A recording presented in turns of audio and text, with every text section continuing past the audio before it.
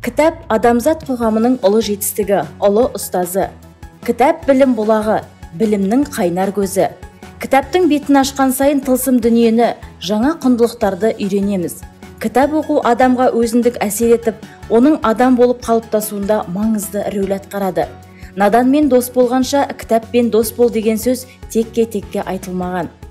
Кітап оқыған адамның биіктерді бағындырары анық. Заңғар жазушы Ғабит Мүсірепов кітап деген алдыңғы ұрпақтың артқы ұрпаққа қалдырған рухани өсиеті. Кітап оқудан тыйылсақ, ой ойлаудан да тыйылар едік деп, кітап оқуды жоғары бағалаған. Өкінішке орай бүгінде кітап оқуға қызығушылық азайып барады.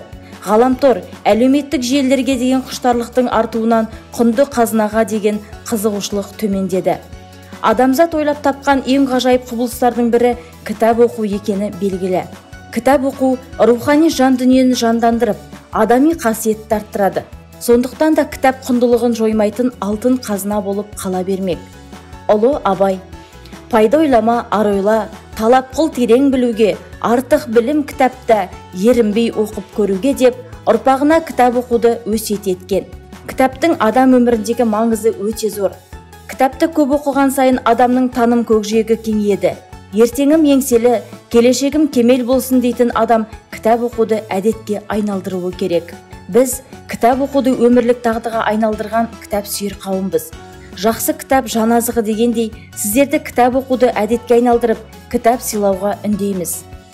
Қазақ халқының тарихында кітап сыйлау ежелден бар. Түркі халқынан шыққан әйгілі ойшыл дана Жүсіп Баласағұн өзінің Құтты білік атты даналық кітабын 1070 жылы Қарахандар әулетінің негізін қалаушы Сүлеймен Арслан ханға тарту еткен. Шығыстың ойшыл ғұламалары хан, сұлтан, патшаларға кітап сыйлап ұрпағына мұра ретінде қалдырып отырған.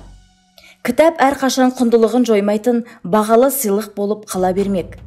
Біз осы ғасырдан ғасырға жалғасқан кітап сыйлау дәстүрін жалғастырудамыз.